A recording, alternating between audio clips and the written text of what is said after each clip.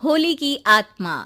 बचपन से शहर में रहने वाला मनोज इस साल होली की छुट्टियों में अपने गांव दुर्गापुर वापस आता है, जहां उसे देख पूरा गांव खुशी से झूम उठता है।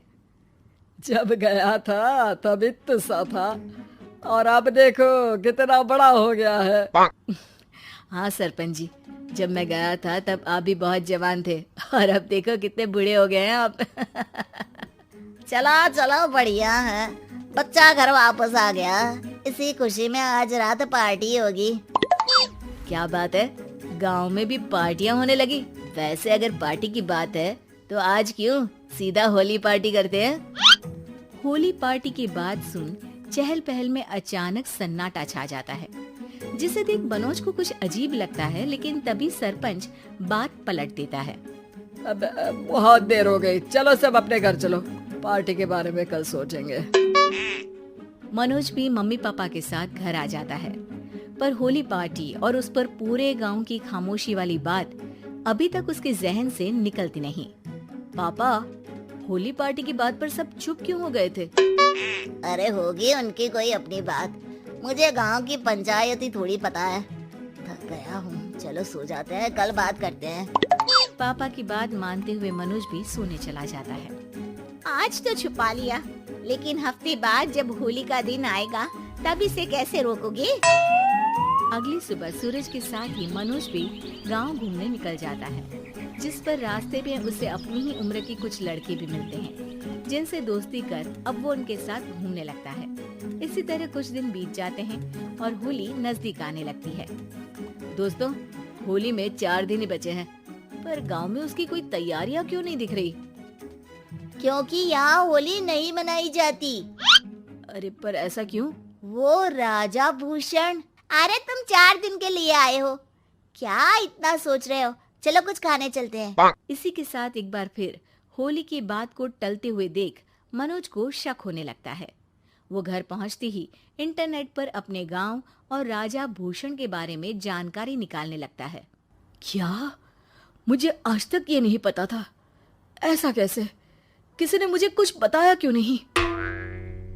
सारी जानकारी लेने के बाद मनोज गांव वालों या अपने मम्मी पापा से कुछ पूछे बिना खुद ही उसकी सच्चाई के बारे में छानबीन करने लगता है, जिसके चलते वो राजा भूषण की हवेली में पहुंचता है। वाह, क्या हवेली है यार! पर क्या यहाँ सच में कोई भूत है? हेलो भूत जी, कोई है क्या? हम इस साल गांव में होली सेलिब्रेट कर रहे हैं, क्या आप उस पर थोड़ा इंटरव्यू देंगे? मनोज के ऐसा बोलते ही गांव में तूफान उठ जाता है और हवेली में रखी सारी चीजें हिलने लगती है। एक अदृश्य शक्ति मनोज को धक्का देकर हवेली से बाहर निकाल दरवाजा बंद कर लेती है। ये सब देख मनोज हैरान रह जाता है। क्या अभी मुझे हवा ने धक्का देकर बाहर निकाल दिया?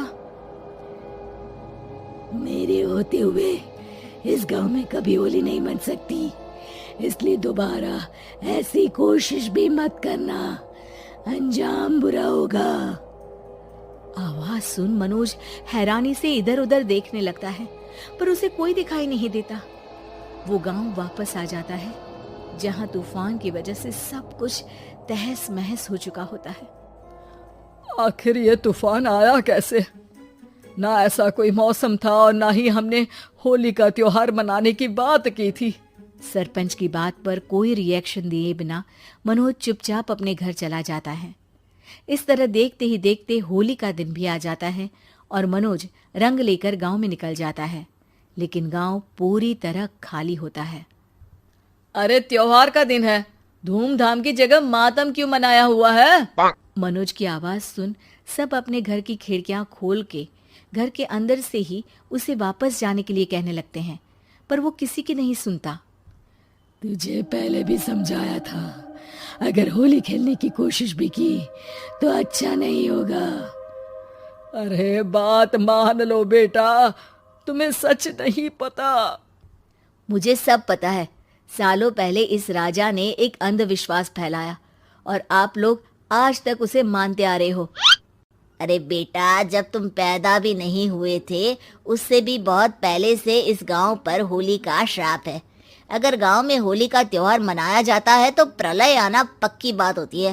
राजा भूषण इस सब में नहीं मानते थे और त्योहार मनाने लगे, जिसके चलते होली वाले ही दिन पहले उनके बेटे की और फिर उनकी मृत्यु हो गई। तभी से गांव की रक्षा के लिए उनकी आत्मा उस हवेली में रह रही है। सबकी बातें सुन मनोज उलझन में पड़ जाता है। सोचना भी मत मनोज, अगर तुमने इस परंपरा को तोड़ने की कोशिश भी की तो उसका परिणाम इस गांव और गांव के लोगों के लिए अच्छा नहीं होगा। मुझे भी यकीन नहीं हो रहा कि आप लोग एक बेतुकी बात को मानकर सालों से रंगों के त्योहार को मातम की तरह मनाते आ रहे हो। मनोज किसी की कोई बात ना मानते हुए पूरे गांव में रंग बिखेर देता है, जिसके तुरंत बाद वहां तूफान के साथ बिजलियां गरजने लगती है। अचानक मौसम में ऐसा बदलाव देख जहां मनोज कंफ्यूजन में आ जाता है, वहीं गांव वाले डर से सहम जाते हैं।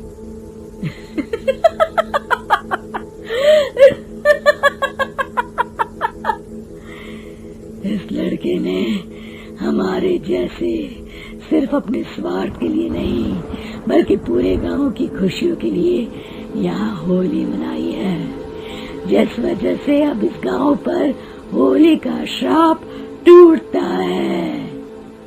ऐसा बोलकर राजा का भूत वहां से गायब हो जाता है, जिसके बाद गांव के लोग धूमधाम से होली मनाते हैं। खुशियों के रंग गांव में बिखरे ही होते हैं कि अगली सुबह अचानक मनोज कहीं गायब हो जाता है और एक बार फिर गांव में होली का नया राज शुरू हो जाता है।